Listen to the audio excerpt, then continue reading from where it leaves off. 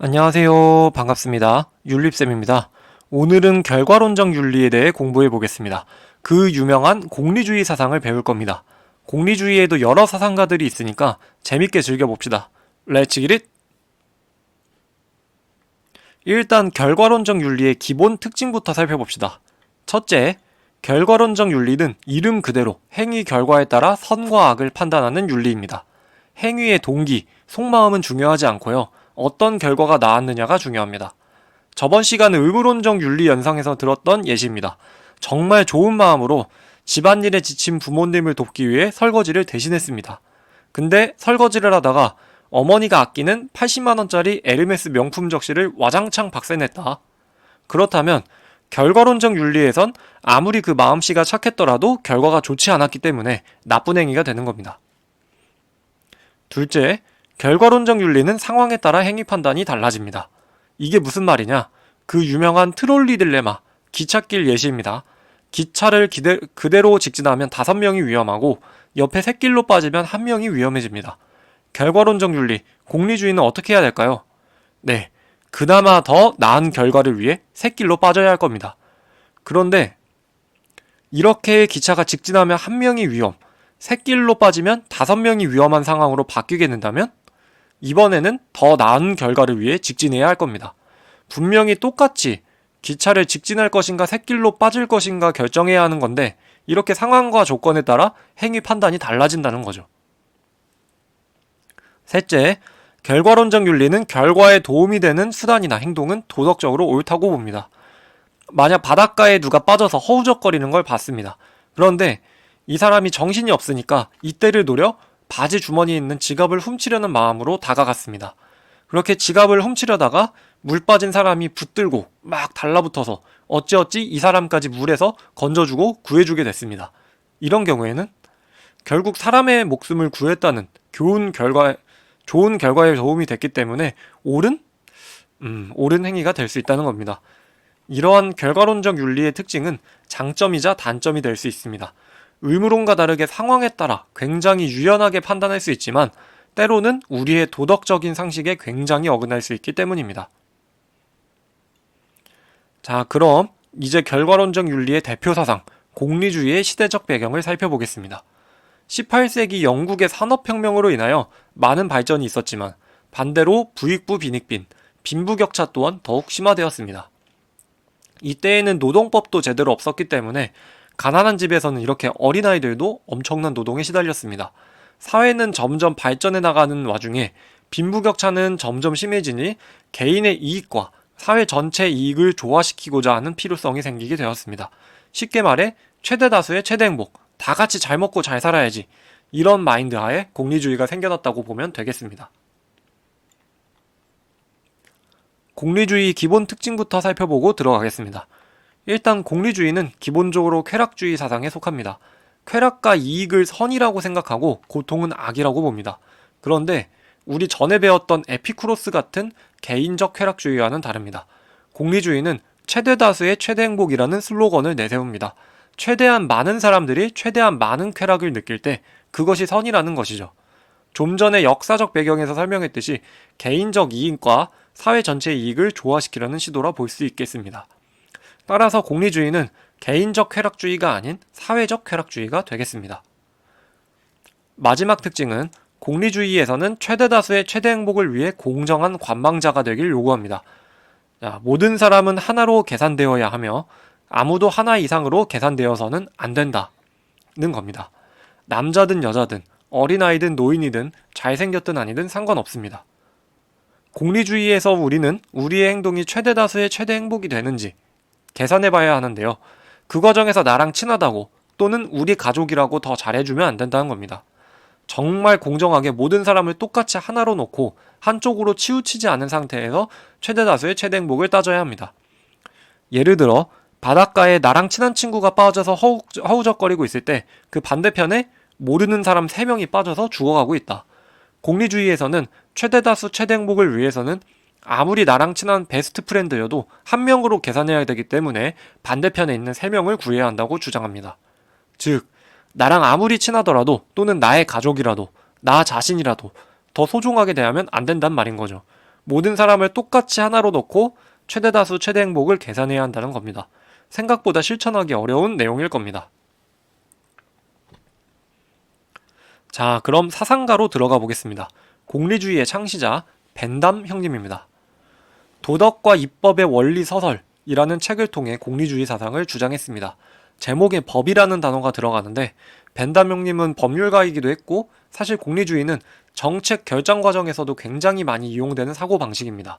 최대 다수 최대 행복이 되는 방향으로 국가 정책을 결정해야겠죠. 어쨌든 벤담 형님의 사상은 양적 공리주의라고 부릅니다.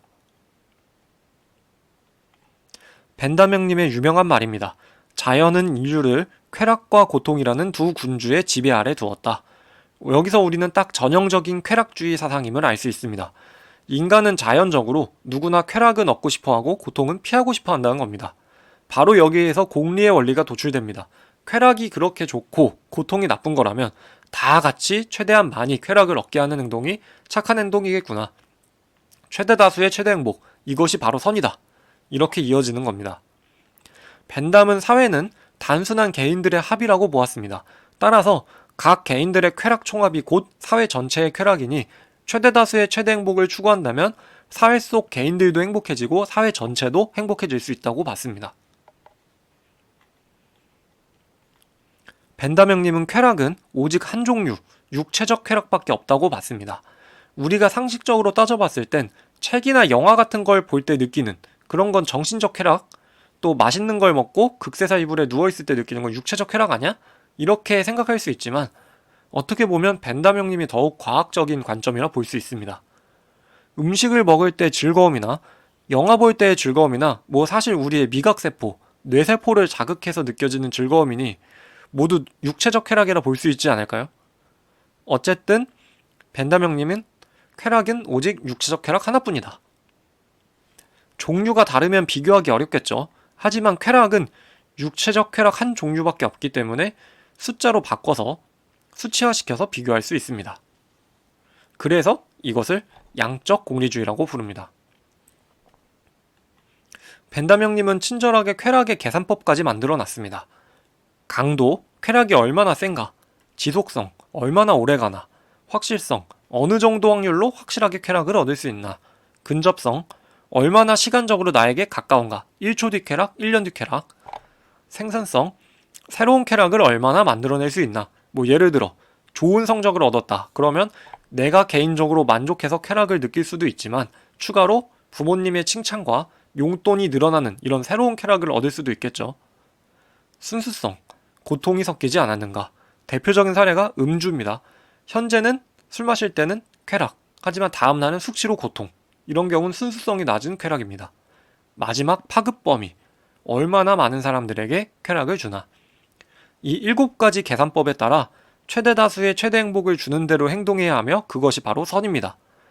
물론 이 계산법으로 무슨 쾌락을 계산하시오, 밑도 끝도 없이 이렇게 문제가 나올 가능성은 거의 없습니다. 안심하시고 그냥 잘 이해한 뒤에 넘어가면 됩니다. 그런데 인간은 이기적이기 때문에 자기 쾌락만 생각하는 경우가 많습니다. 쾌락 계산법에서 파급 범위를 고려하지 않는 경우가 많다는 겁니다. 그래서 만약 이기적으로 행동해서 최대 다수의 최대 행복, 공리주의를 따르지 않는 경우에는 벤담 형님은 외적 제재를 가해야 한다고 주장합니다. 말 그대로 밖에서 제재해야 된다는 건데요. 물리적 제재, 정치적 제재, 도덕적 제재, 종교적 제재의 방법을 통해 강제로라도 공리주의를 따르게 해야 한다고 주장했습니다. 물리적 제재는 말 그대로고 정치적 제재는 정부가 법을 통해 벌을 주는 거고요. 도덕적 제재는 다른 사람들의 비난, 종교적 제재는 신이 벌을 내리는 것이 무서워 공리주의를 따르는 겁니다. 그런데 벤담의 양적 공리주의에 대한 비판이 나타나기 시작했습니다. 아니, 육체적 쾌락밖에 없으면 우리가 돼지랑 다를 게 뭐냐? 공리주의는 돼지들의 윤리다. 너무 수준이 낮다. 이런 비판입니다. 이러한 돼지들의 윤리라는 비판에 맞서 공리주의를 새롭게 업그레이드한 사람이 바로 존 스튜어트 밀입니다. 이 사람의 사상을 질적 공리주의라고 부릅니다. 쾌락은 양적 차이도 있지만 질적 차이도 존재한다고 주장했습니다. 질적 공리주의는 쾌락은 분명히 고급 쾌락, 저급 쾌락 이렇게 질적 차이가 존재한다는 겁니다.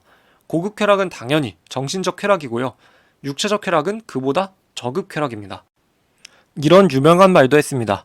배부른 돼지가 되기보다 배고픈 인간이 되는 것이 낫고 만족스러운 바보가 되기보다 불만족스러운 소크라테스가 되는 것이 낫다. 배부른 돼지와 만족스러운 바보는 육체적 쾌락, 저급 쾌락을 의미하고요. 이 빨간색, 배고픈 인간, 불만족스러운 소크라테스는 정신적 쾌락, 고급 쾌락을 의미한다고 볼 수 있습니다. 좀 더 자세히 살펴봅시다. 고급 쾌락은 정신적 쾌락입니다. 진, 선, 미 이렇게 정리 가능할 것 같습니다. 진선미가 뭔지 잘 모르겠다. 사실 중학생 때 한번 공부하고 왔습니다. 진은 진리 추구, 학문 활동을 통한 의미 있는 삶을 의미합니다. 선은 선행 추구, 도덕적 생활을 통한 의미 있는 삶, 미는 아름다운 추구, 문화 생활을 통한 의미 있는 삶입니다. 그리고 저급 쾌락은 단순 육체적 쾌락입니다. 당연히 밀은 고급 쾌락을 더 우선적으로 추구해야 한다고 봤습니다. 고급 쾌락은 인간을 인간답게 만들어줍니다. 인간만 할 수 있습니다. 공부하며 진리를 탐구하고 즐거움을 느끼는 돼지가 있을까요? 봉사활동하며 즐거움을 느끼는 돼지 있을까요? 예술작품 감상하면서 즐거움 느끼는 돼지가 있을까요? 없습니다. 고급 쾌락은 인간만 가능합니다. 이러한 정신적 쾌락, 고급 쾌락은 인간의 품위를 유지시켜주기 때문에 중요하며 고급 쾌락과 저급 쾌락 모두 경험한 정상적인 사람이라면 당연히 고급 쾌락을 선택한다고 봤습니다. 미래 관점에서는 치킨과 세계 명작, 문학작품이 있다면 당연히 문학작품을 선택해야 한다는 겁니다. 밀 형님은 공리주의를 따르지 않을 경우에는 벤담 형님과 다르게 내적 제재를 가해야 한다고 봤습니다. 이것도 말 그대로 나의 안에서 스스로 제재를 하는 겁니다. 어떻게? 이타심과 양심을 통해서요. 공리주의를 따르지 않으면 막 양심의 가책이 느껴지는 겁니다. 그리고 이런 이타심과 양심은 교육을 통해 형성된다고 봤습니다. 자, 오늘은 이렇게 벤담과 밀, 공리주의 사상을 간략하게 살펴봤고요. 다음 시간에는 여기에 이어서 현대의 공리주의를 공부해 보도록 하겠습니다. 오늘은 여기까지 하겠습니다. 끝! 구독과 좋아요 부탁합니다. 안녕.